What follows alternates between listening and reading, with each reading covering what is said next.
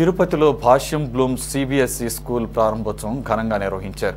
ఈ కార్యక్రమంలో భాష్యం విద్యాసంస్థల అధినేత భాష్యం రామకృష్ణ, వైస్ చైర్మన్ భాష్యం హనుమంతరావు ప్రత్యేక పూజలు నిర్వహించి నూతన పాఠశాలను ప్రారంభించారు.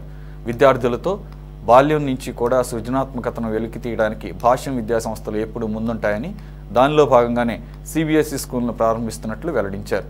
మంచి విద్య వలన సమసమాజ స్థాపన ఏర్పడుతుందని, అత్యాధునిక తరగతి గదులతో, మంచి సౌకర్యాలతో, అంకితభావంతో కూడిన విద్యావేత్తలతో స్కూల్ను నిర్వహించబోతున్నట్లు తెలియజేశారు. సిబిఎస్ఈ స్కూల్స్ భాష్యం బ్లూమ్స్ అనే పేరుతో ఉన్నాయండి. ఆ సిబిఎస్ఈ స్కూల్స్ వచ్చేటప్పటికి 20 బ్రాంచ్లు ఉన్నాయి.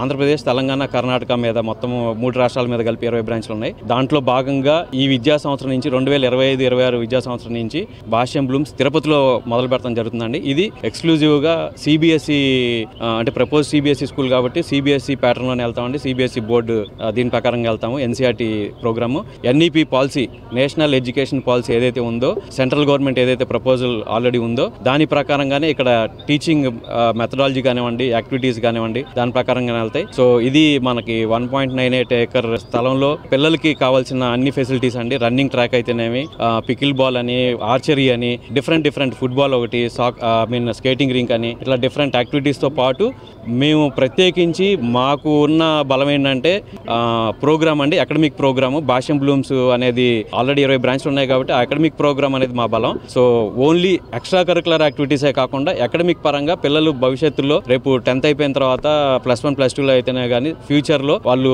అత్యున్నత స్థాయికి వెళ్తానికి మా ప్రోగ్రామ్ అంతా డిజైన్ చేయడం